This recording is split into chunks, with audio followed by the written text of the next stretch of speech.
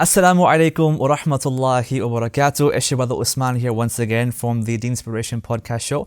And welcome to episode 39 of the podcast, alhamdulillah. And today we're joined by a wonderful guest, our Ustadh Yahya Raaby. Assalamu alaikum wa rahmatullah. We were just saying a minute ago that we might have to put subtitles because of the Scottish tajweed, but I hope that you understand, inshallah. And today we are going to be talking... Okay, I'll make it easy for you, inshallah. And today we're going to be talking about how to connect with the Qur'an and the power of the Qur'an, inshallah ta'ala, for purifying our souls. But obviously, every episode, if you are a regular listener, you know, always starts with the ayah of the day. So, Ustad, if you can, please bless us with a recitation of today's ayah of the day, inshallah ta'ala. أعوذ بالله من الشيطان الرجيم بسم الله الرحمن الرحيم ألف لام را كتاب أنزلناه إليك لتخرج الناس من الظلمات إلى النور بإذن ربهم إلى صراط العزيز الحميد إلى صراط العزيز الحميد. Now, do you want me to translate it? Please. طيب, Allah Azza wa Jalla, He says in Surah Ibrahim, at the beginning of Surah Ibrahim, كتاب أنزلناه إليك, a book that we have revealed to you, O Muhammad sallallahu alaihi wasallam. Why?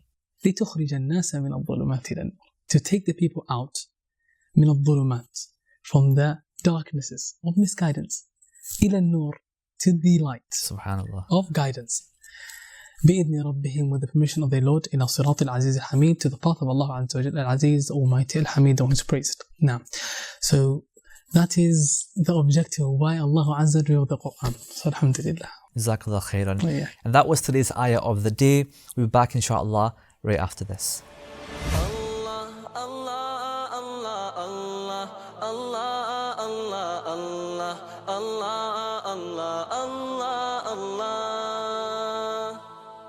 And welcome back to episode 39 of the Deenspiration podcast show with Ustadh Yahya Raaby. Welcome back again. Mm-hmm. And today's episode is sponsored by MIE Management, who actually helped organize this tour that you're on today, and also in collaboration with SUMSA, which is the Strathclyde University Muslim Student Association, who you'll find out a bit more about, inshallah, later on.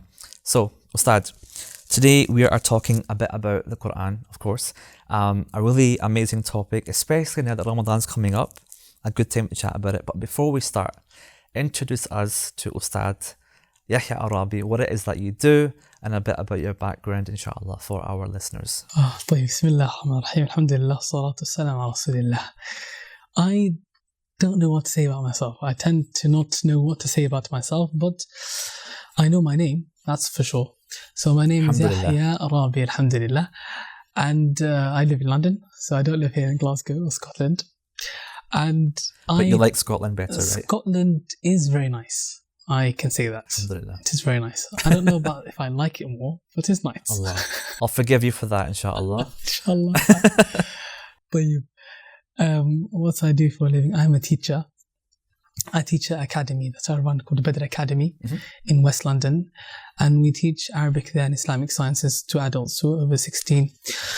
And the objective of why we set up the academy is to produce young people who were born or brought up in this country, who were also educated here, who speak the English language, who can relate to the community, etc., that they gain an Islamic education where they know the Arabic language, the language of the Qur'an, so that they can convey this message of Islam to their peers and the people, their community, in a way that is relatable to them, right?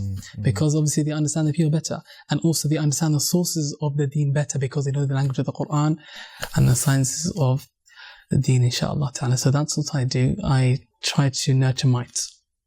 That is an amazing mission in life, mashallah. Now, you are currently on tour. Yeah. You're doing a tour around all the ISOCs or Islamic societies in the UK and just UK, or? An island. An island, mashallah. Yes. How many cities? 16 cities. Okay, and what's the purpose behind this tour? Why are you doing this tour? So the purpose behind this tour, it is number one, to reconnect the people with the book of Allah Tabaraka wa Ta'ala, especially with the month of Qur'an less than 2 months away, right? The month that Allah Tabaraka wa Ta'ala revealed the Qur'an. And it doesn't mean that we're trying to reconnect the people so that they recite the Qur'an more in Ramadan. It means that they prepare for it. And the Salaf, rahimahumullah Tabaraka wa Ta'ala, when we say that they used to recite the Qur'an a lot in Ramadan, it doesn't mean that they only recite it in Ramadan. Rather, they recite it a lot outside Ramadan, but in Ramadan they increase their recitation of the Qur'an. Yeah. So, for instance, outside Ramadan, they finish the Qur'an, the majority of them every week, right? But in Ramadan, maybe on a daily basis, or maybe a few times a day, right? Increasing it. That's the objective. And that's one of the things that the objective we'll talk about why, of the inshallah, tour. soon. And also to create awareness for the charity that sponsored the tour, with Ethar, this charity which is supporting orphans and people who are in need, who are perhaps forgotten as well in the Horn of Africa. Alhamdulillah. Good. Well, I hope that everyone, inshallah, benefits from the tour. And if you haven't already, inshallah, sign up, buy tickets, or link down below, right?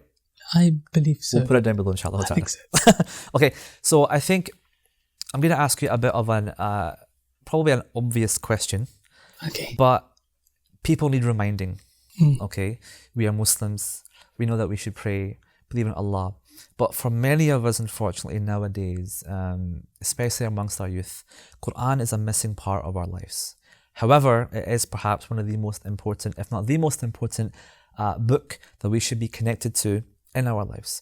So explain once again, just remind us, why is having that connection with the Qur'an so incredibly important in our lives? I mean, why is just being a Muslim not enough?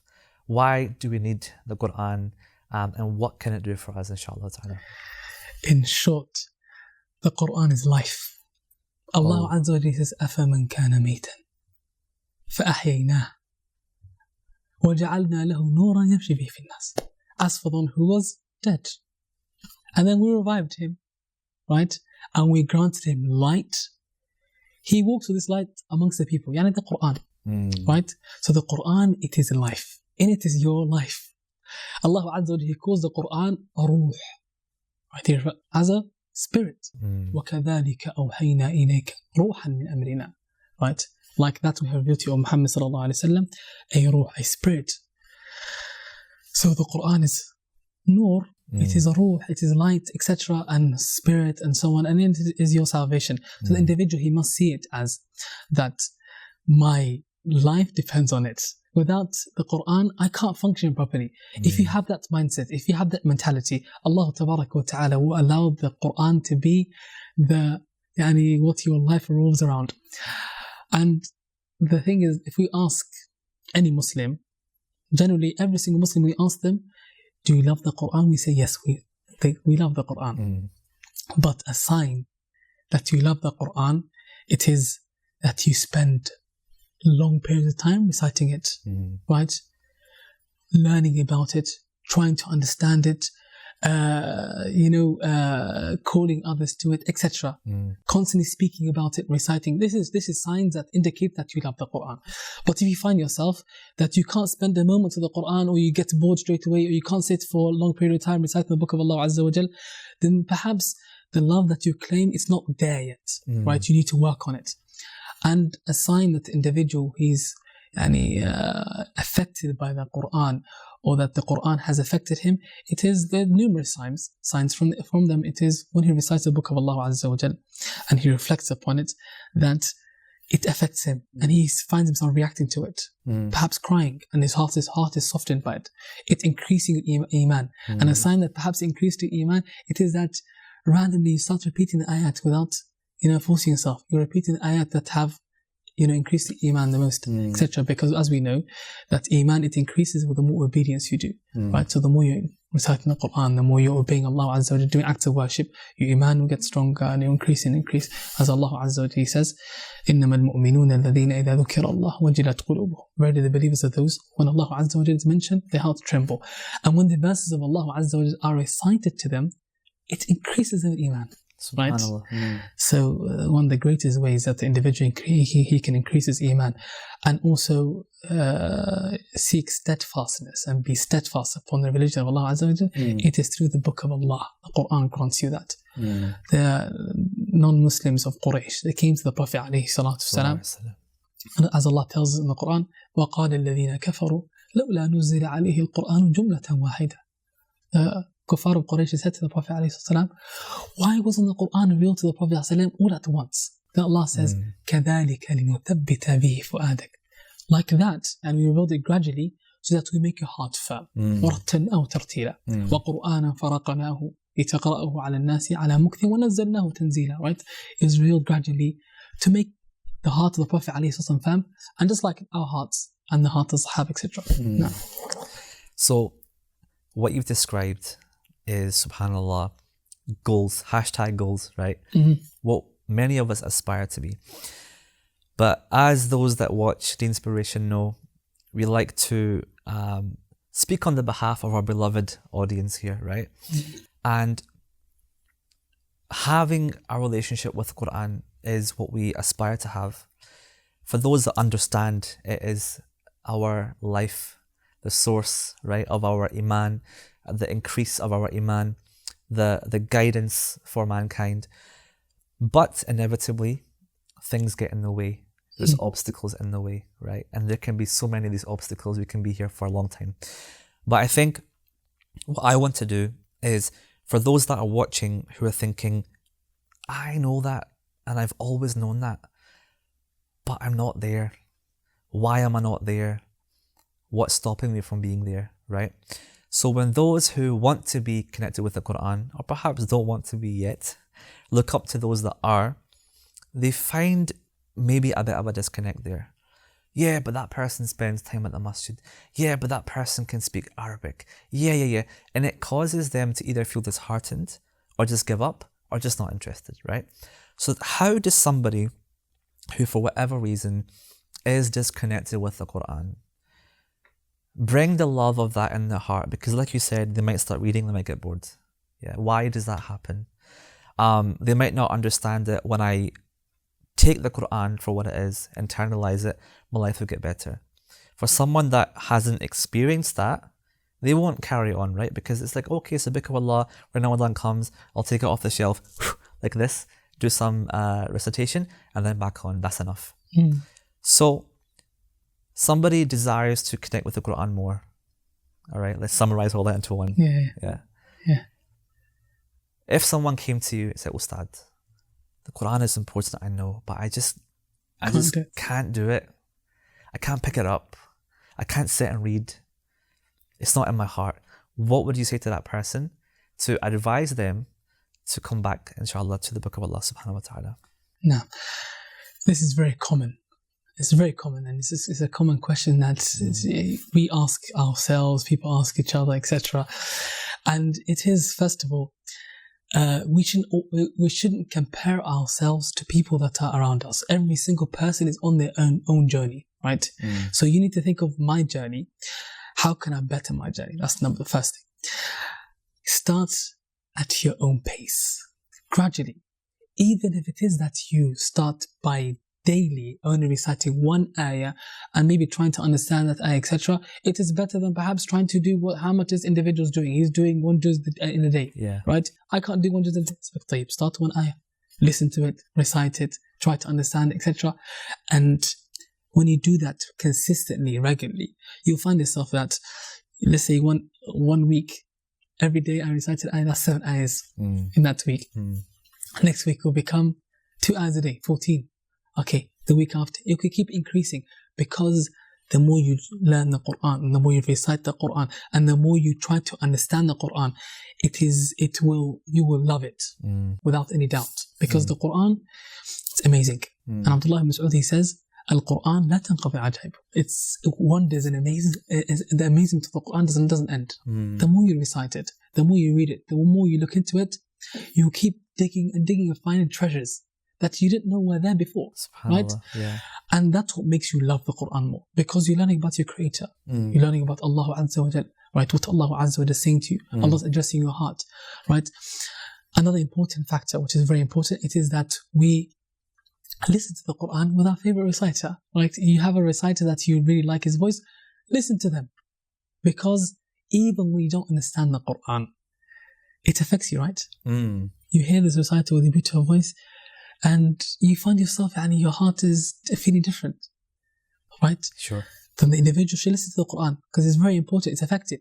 But on top of that, imagine we understood what's being recited. The effect will be even greater. Sure. So then these ayat that you heard from the reciter that perhaps touched you, go look at the meaning of them. And then you appreciate these ayat even more, and you love them.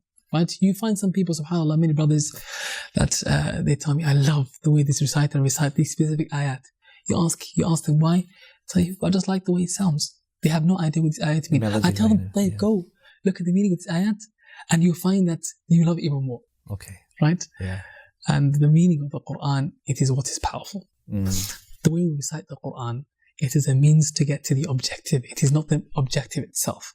Right? Okay. Allah Azza wa Jalla revealed the Qur'an in a certain way, and that we recite it in a certain way. Right? We can't just recite the Qur'an however we wish. Yes. The way the Qur'an is recited is a miracle. Because Allah Azza wa Jalla spoke the Qur'an in a certain way. Jibreel alayhi salam, he told the Prophet alayhi salam to recite the Qur'an in this way. And the Prophet he told the Sahaba to recite the Qur'an in the same way. And the Sahaba told the Tabi'in. Until it reached us, that whole chain. And nothing has been changed. Exactly the way it was recited by the Prophet alayhi salam, we recite it today. Right? And he has rules that we must implement. The Prophet sallallahu alayhi wa sallam, one day, he came past a Sahabi who was known as Abu Musa al-Ash'ari radiallahu anhu. And he was reciting the Qur'an. And the Prophet he was amazed by how beautiful his voice was. Yeah. So the next day he saw him, and he said to him, Ya Abu Musa, last night I heard you reciting Qur'an. He said, لَقَدْ أُوتِيتَ مِزْمَارًا مِنْ مَزَامِرِ آلِ دَاوُدَ. You have been given a flute from the flutes of the family of Dawood alayhi salam, because of how beautiful his voice was. Now Dawood alayhi salam, Allah Azza wa Jalla granted him a really beautiful voice. And Allah says in the Qur'an, وَلَقَدْ آتَيْنَا دَاوُدَ مِنَّا فَضْلًا يَا جِبَالُ أَوِّبِي مَعَهُ وَالطَّيْرِ. Allah says we granted Dawood alayhi salam from us a bounty, the beautiful voice that he had. He used to recite the Zabur with a beautiful voice. And then Allah Azza wa Jalla says, يَا جِبَالُ أَوِّبِي مَعَهُ وَالطَّيْرِ. Just like nowadays we have microphones. When there's a good mic, and the Imam has a good mic and he's reciting with the reverb and the it echo. Sounds better, right? Yeah. Allah says, يَا جِبَالُ أَوِّبِي مَعَهُ وَالطَّيْرِ. Allah commanded the mountains to create an echo for him. Allah. And the birds to repeat after him because of how beautiful his voice was. So the Prophet ﷺ told Abu Musa, you have a beautiful voice like the voice of Dawood alayhi salam. And then Abu Musa says something that's amazing. He says, Ya Rasulullah, if I knew that you were listening to me, لَحَبَّرْتُ لَكَ تَحْبِيرًا. That was nothing. I would have made it even more beautiful. I wasn't even trying, he said. Humble. So the beautiful voice that we recite the Qur'an with the tajweed, it is a means to help us reflect upon the Qur'an, to affect our hearts, right? So then the individual, when he hears these ayat that are perhaps emotional and that touch his heart, that he looks at the meaning of the ayat and he goes find out what they mean, so that it touches him even more. When it's recited in that beautiful way and he knows what it means, the effect will be greater. You'll find that your life will change. Okay? If that doesn't happen, then contact me and we'll see what happens, inshallah. Then I'm doing it properly, right? Let's talk about the resources here, because you mentioned the connection between reciting, between reading, understanding, right, and the meaning behind it. Should we prioritize one over the other? Because some people might love to have their earphones in. We see this in the comment section. I love listening to the Qur'an and falling asleep. I love having it on as background music. Sorry, background noise. Astaghfirullah. Background, what's the word? Ambience, right? Are we going to edit that out? I think so. Bloopers. They have the Qur'an on as some type of background kind of ambience, right? And that is soothing for them because of the calming nature of the Qari or whatever, or the miracle of the Qur'an's words. But then you said, once the person listens, they should go and pick up the meaning. But for those that just like, no, I'm fine, for me listening to it is enough for me, yeah? And perhaps that person doesn't actually know how to recite the Qur'an. They haven't learned. So in terms of priorities here, right? Is someone okay just for their whole life, earphones in, mashallah, AirPods, Apple, if you want to sponsor the episode, maybe one day. Listening is fine for them, Qari such and such, Yahya Raaby inshallah, one day. Or someone who is just doesn't mind that much, but they just engrossed in the meaning, the tafsir of the Qur'an. Which one do you think? Or is there one, or should it be together? Okay. Obviously, what is the best is to try to do all of them, right? Reciting the Qur'an, listening to the Qur'an, understanding the Qur'an, and no doubt the main objective of the Qur'an, which is to act upon the Qur'an. That's the objective of all of this, eventually to act upon the Qur'an. طيب, Allah Azza wa Jalla says, وَقَالَ الرَّسُولُ يَا رَبِّ إِنَّ قَوْمِ اتَّخَذُوا هَذَا الْقُرْآنَ مَهْجُورًا. That the Messenger sallallahu alayhi wa sallam, he will complain Yawm al-Qiyamah to Allah Azza wa Jalla about his ummah and say, my ummah, Ya Allah, they have abandoned this Qur'an, they have forsaken this Qur'an. Ibn Qayyim alayhi rahmatullah, he says that the abandonment of the Qur'an is different types. He says, not reciting it is one type. Not listening to it is one type. Not reflecting upon it is one type. Not seeking cure through the Qur'an is another type. Not judging by the Qur'an is another type. All these are different types of abandonment, which are all being referred to in this ayah. But no doubt that some types are worse than others. For instance, someone who does not seek cure through the Qur'an, but recites the Qur'an, is better than the one who doesn't recite the Qur'an at all. Right? But no doubt that we try to implement all of this. One may say that I find it difficult to recite the Qur'an. I cannot recite the Qur'an. I haven't learned Qur'an. We tell him, okay, listen to the Qur'an. Because by listening to the Qur'an, you get the same reward as the one who recites the Qur'an. Because Allah Azza wa Jalla says, وَإِذَا قُرِئَ الْقُرْآنُ فَاسْتَمِعُوا لَهُ وَأَنصِتُوا لَعَلَّكُمْ تُرْحَمُونَ. If the Qur'an is recited, then listen to it attentively and be silent. Yani don't be distracted by anything. Focus on the Qur'an. لَعَلَّكُمْ تُرْحَمُونَ, so that you can attain the mercy of Allah. Right? So the ulama, they say that this mercy that is being referred to is that you get the reward of the Qur'an. What's the reward of the Qur'an? For every letter you get 10 hasanat. Right? So you get the exact same reward as long as your heart is present and you're focusing and you're attentively listening to the Qur'an. You get that reward. Easy reward. And nowadays, no one's excused. Okay. Because we have the Qur'an everywhere. Yeah. We have it in our phones. We can listen to it in our car when we're commuting. We put the headphones, etc. Right? So the Qur'an is available everywhere. Listen to it as you're commuting, as you're sitting at home, when you're in your car, etc. Easy reward that Allah Azza wa Jalla has made easy for us. One may say that I can read the Qur'an, but it's difficult for me. The Prophet ﷺ also has given you a solution. He tells you, Al-Mahiru bil-Qur'an ma'a safarat al-kiram al-barara. The one who recites the Qur'an proficiently, he will be with angels Yawm al-Qiyamah. And the one who recites the Qur'an and he finds it difficult and he's stuttering, etc., then he has two rewards. He has a reward for every letter and he has a reward for his effort. So he's double the reward. Right? So the person shouldn't give up, they should continue. Give up. That's encouraging you, even if you're struggling, even if you make mistakes, even finding it hard, keep going at it. Because Allah Azza wa Jalla is rewarding you extra because of the hard work that you're putting in. Now. Jazakallah khairan. So I want to now encourage people a bit more, because we've covered the kind of practicalities of this, the importance of the Qur'an, how we can perhaps implement it in our life. Those people now, because we have spoken about those before who are connected deeply with the Qur'an, as a byproduct of doing all of this, what is the impact then overall on a person's daily life? Perhaps the way they conduct themselves. What impact can doing this with the Qur'an have on a person? And do you have examples? Of course, we have many, mashallah, pious predecessors who were people of the Qur'an, even today. And the Qur'an, the Prophet ﷺ was described as being like a walking Qur'an, right? Walking, talking Qur'an.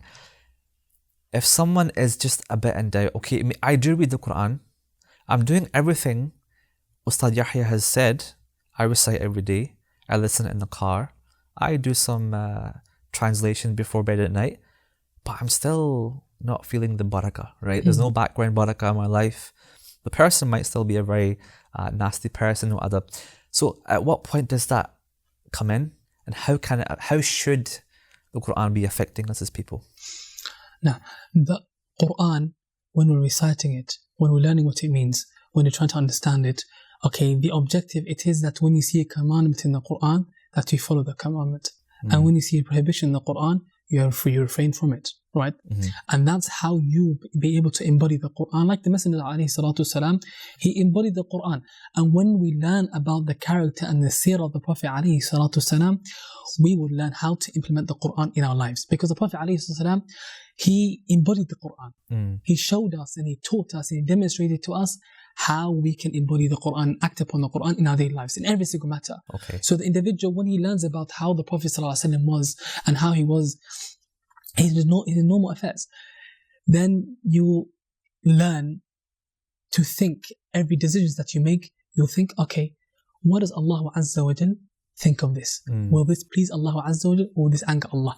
This is what Allah Azza wa Jal wants you to do, right? That's how you become a person who follows the Qur'an. That you follow His commandments and stay away from His prohibitions.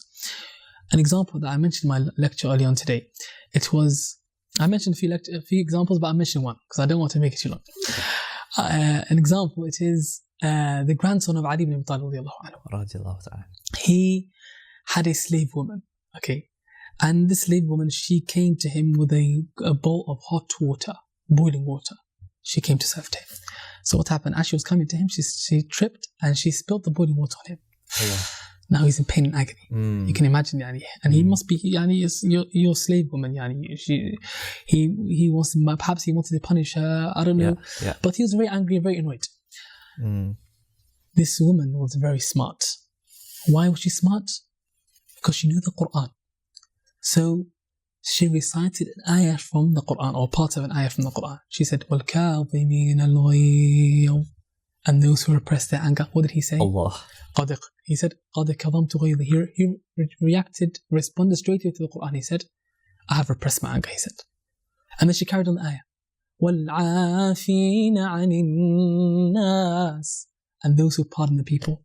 And then he said, قَدْ عَفَوْتُ عَنْكِ, I have pardoned you. And then she finished the ayah. وَاللَّهُ يُحِبُّ الْمُحْسِنِينَ, and Allah Azza wa Jalla loves those who do good. What did he say? أَعْتَقْتُكِ لِوَجْهِ اللَّهِ اذْهَبِي فَإِنَّكَ حُرَّةٌ. He said, you're free, go. I freed you. Right? Smart. That's reacting straight away to the Qur'an. That's how we need to be. Right? When we hear Allah Azza wa Jalla said to you this, and Allah Azza wa Jalla told you to do this, and He told you to refrain from this, without questioning it, without any hesitation, we submit. سَمِعْنَا وَأَطَعْنَا. خلاص, we do it straight away.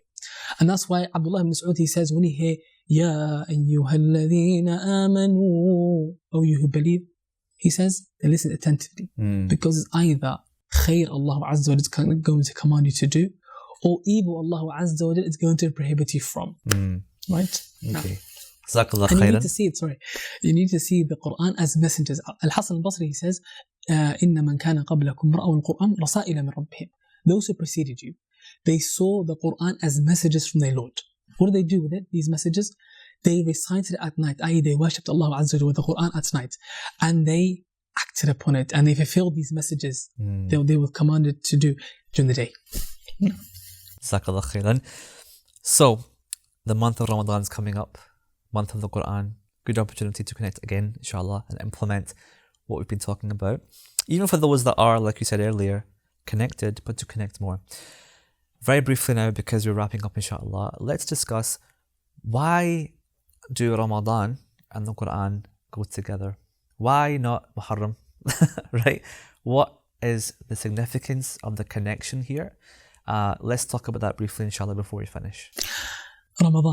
Ramadan is the month that Allah revealed in it the Qur'an. Allah Azza wa Jalla says, شهر رمضان الذي أنزل فيه القرآن هدى للناس وبينات من الهدى والفرقان. The month of Ramadan, that's in it, the Qur'an was revealed. It is guidance for mankind. So Allah Tabarak wa Ta'ala revealed the Qur'an in Ramadan, specifically on Laylatul Qadr. Which is what night again? Which night? What's night? Laylatul Qadr. يعني the night it is, Allahu A'lam. Come on, they want to know what night it is. No, Allah knows. No. But Laylatul Qadr is specific that night. Allah Azza wa Jalla revealed the Qur'an. Actually, the Prophet ﷺ was told what night it is. Right? Allah Azza wa Jalla informed him what night Laylatul Qadr is. But then, as he was going to inform the Sahaba, he saw two men who were arguing and, they were quarreling, etc. And then when he was trying to break that up, Allah Azza wa Jalla made him forget what night Laylatul Qadr is. And that shows, when we fight each other, etc., that's the consequences, that happens. Right? That reminds me, when you're Qadr, now we don't know, because of two individuals who, were You know when disputing, you're in arguing. class in school and two kids in the corner are fighting, but the whole class gets punished for it? Exactly. That's what happens. No. No. Okay, khair. So, on that Untitled Chapter, Allah revealed the Qur'an. Now, one may ask, the Qur'an, it was revealed over 23 years. So, what does it mean that it was revealed in Laylatul Qadr?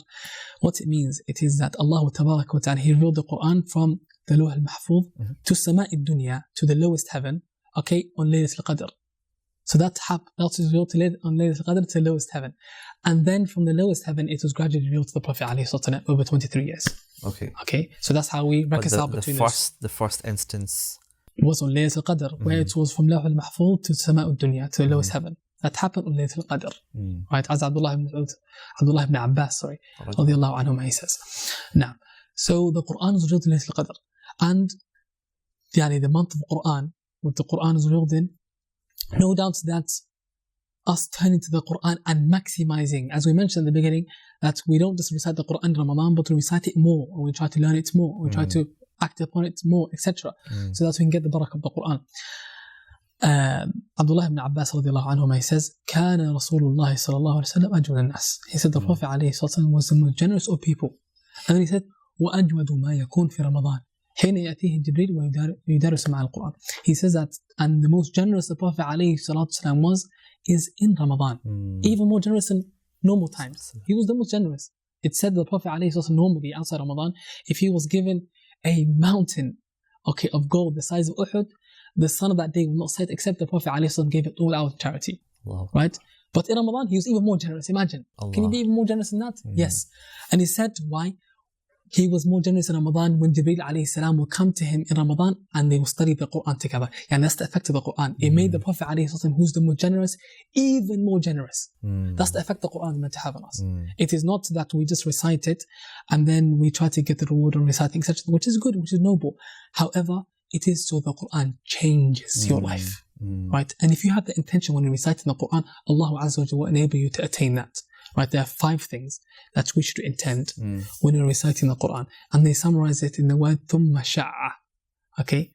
ثُمَّ, the tha, it stands for thawab, which is the reward of the Qur'an. For every letter you get a reward. That's the first thing. The second thing, which is the meme. The meme stands for munajat. You're calling upon Allah Azza wa Jalla.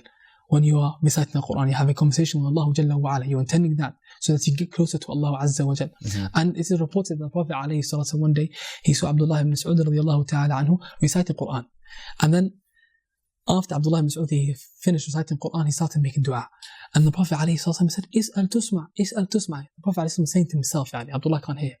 He said, ask for more, you're being heard. Ask for more, you're being heard. Because now you listen to the speech of Allah Azza wa Jalla, Allah has to say to you. So Allah Tabarak wa Ta'ala is listening to you. Right? And He's going to grant you what you ask for. That's the second thing. And then the sheen, it stands for shifa. That you intend with the Qur'an is that it is to be a cure for you. And not only a cure for the physical illnesses, but also the illnesses of the heart. That Allah Azza wa Jalla purifies your heart. And that Allah Azza wa Jalla, He makes your heart, a heart that's attached to Him and that's focused on Him, and then He grants you sincerity and He protects you from the illnesses of the heart like arrogance and jealousy and hatred and all these other illnesses and so on. And then we have that first ayn, which stands for ilm, right? That you intend that you want to attain knowledge from the Qur'an. And also Abdullah ibn Mas'ud, he says, اقرأوا هذا القرآن فإن فيه علم الأولين والآخرين. He said, recite this Qur'an and learn this Qur'an because in it is the knowledge of those who came before you and those who are to come. All the knowledge is in the Qur'an. Right? So you intend with the Qur'an that Allah Azza wa Jalla grants you knowledge and you get it. And the last ayn is amal, to act upon the Qur'an. Allah. Right? If you intend those 5 things when you're reciting the Qur'an and your heart is present when you're reciting the Qur'an and you keep that in mind, if you are sincere, Allah Tabarak wa Ta'ala will grant you that. Without any doubt, because Allah Azza wa Jalla is Kareem, generous, and He'll grant you what you ask for. Allah Azza wa Jalla wants to grant you this khair, right? But Allah Azza wa Jalla wants you to ask Him for it. Make the effort, right?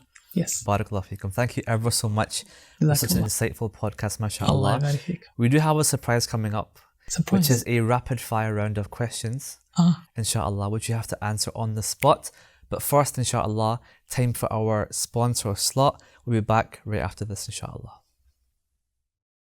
MIE Management are an events management company providing bespoke, tailor-made services to their clientele. They pride themselves in managing and delivering quality events all across the business industry, including speaker tours, weddings, charity dinners, conferences, and much more. They also take pride in organising camps for youth organisations and charities and provide full management, including catering, activities, and the programme. To find out more, visit miemanagement.co.uk. Assalamu alaikum and welcome back to episode 39 with Ustadh Yahya Raaby.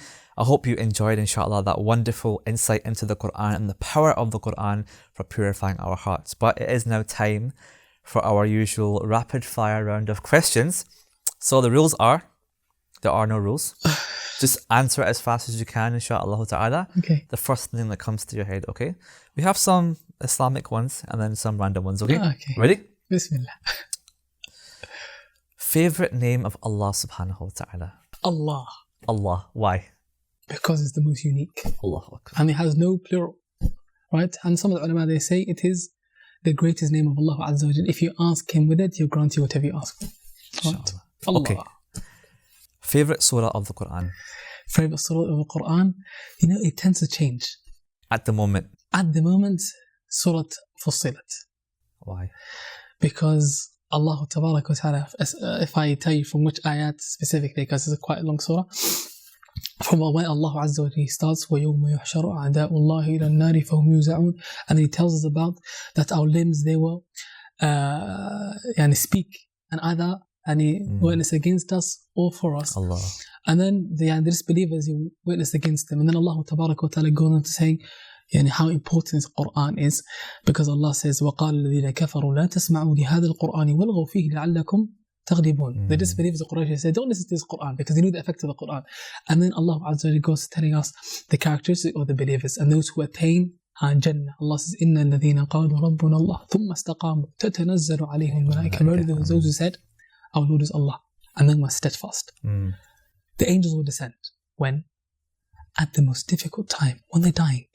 And they are there to reassure them. They say, don't fear and don't grieve. And don't fear over what's to come in the hereafter. And don't grieve over what you left behind. And they give them glad tidings of Jannah that they were promised. And then Allah Azza wa Jalla tells us their characteristics.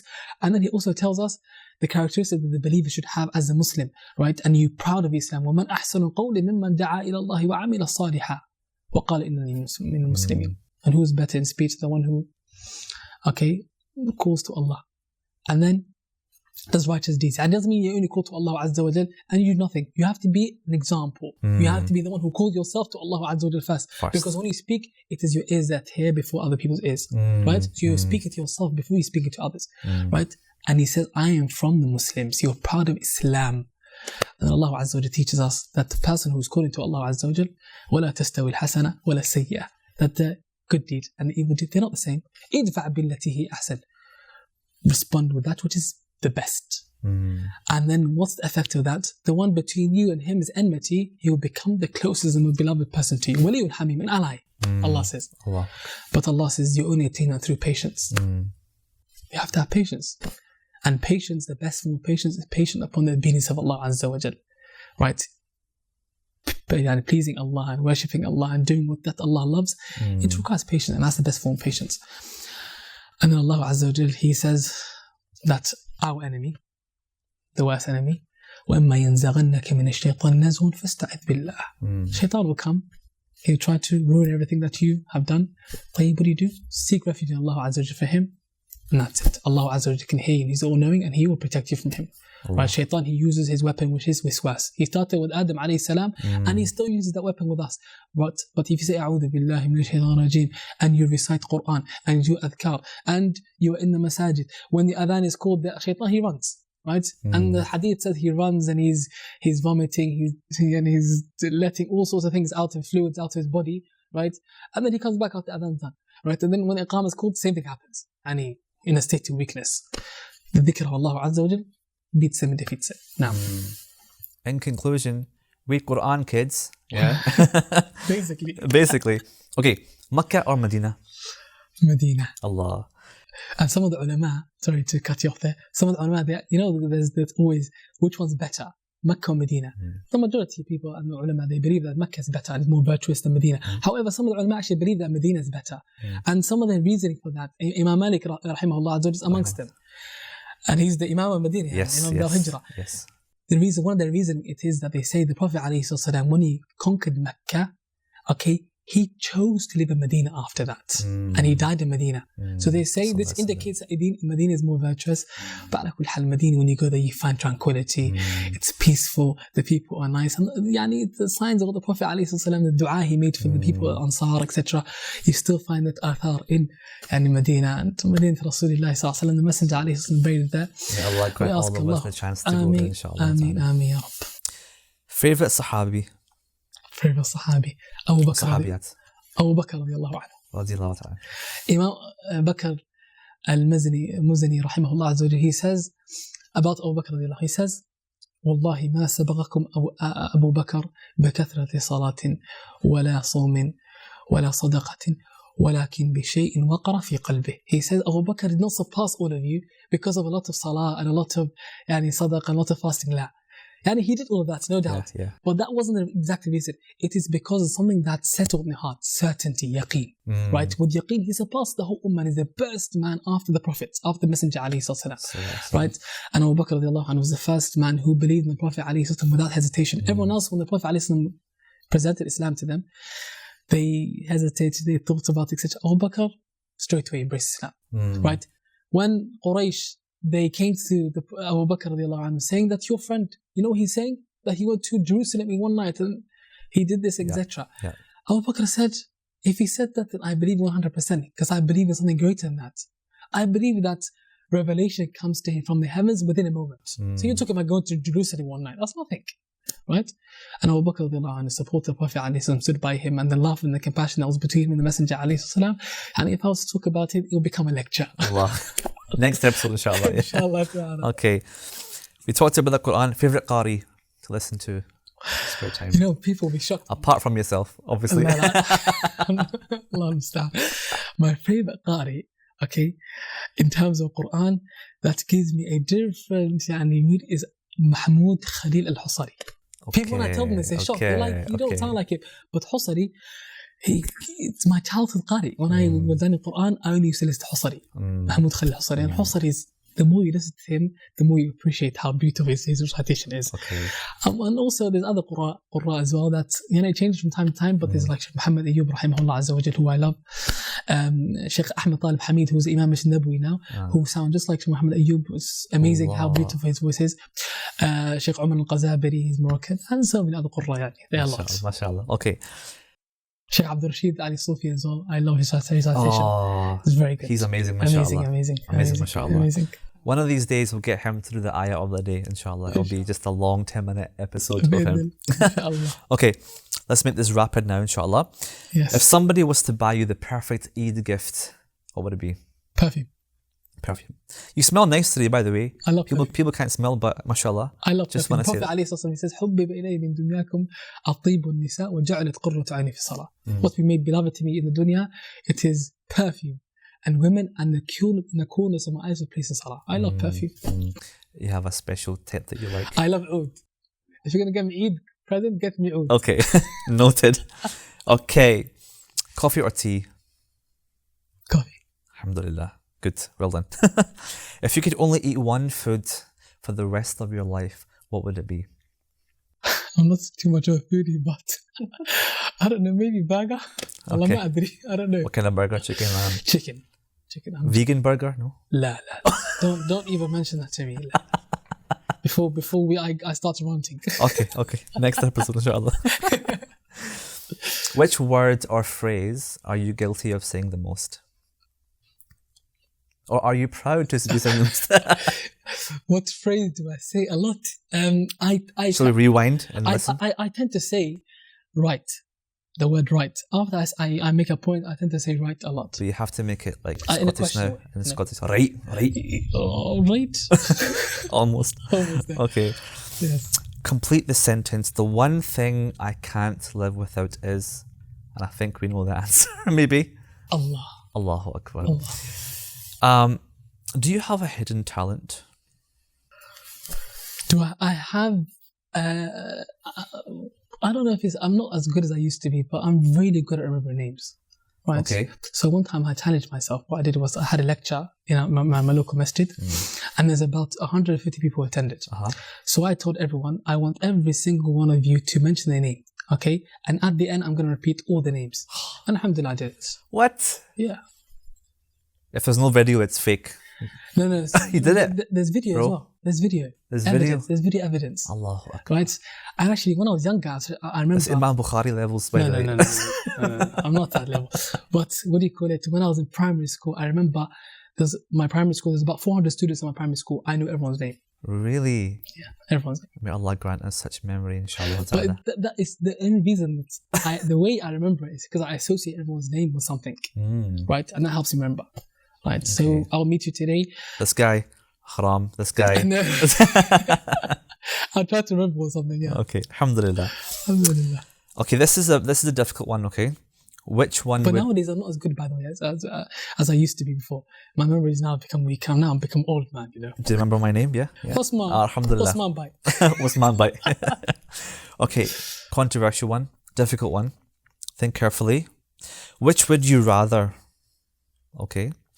Have your foot in the sink and be caught with your foot in the sink in a public place, or have your phone go off in the masjid in salah with an embarrassing ringtone? Definitely the sink. Yeah? The sink. Easier? I don't mind the sink. Okay. I do all the time. They look at me, I'm like, yes. Just the other day or yesterday, I think someone showed me a picture regarding someone who he was in the toilet and his foot was in the sink, and then someone walked into him. He said, "Yes, you got to be careful nowadays. Got to wash everything thoroughly with corona around." Coronavirus. Yeah. Okay. Subhanallah. Okay. We're gonna have to keep this short because of time, but it's time to get a bit deeper. Okay. What is the best advice you have ever received? The best advice. The best advice that I received.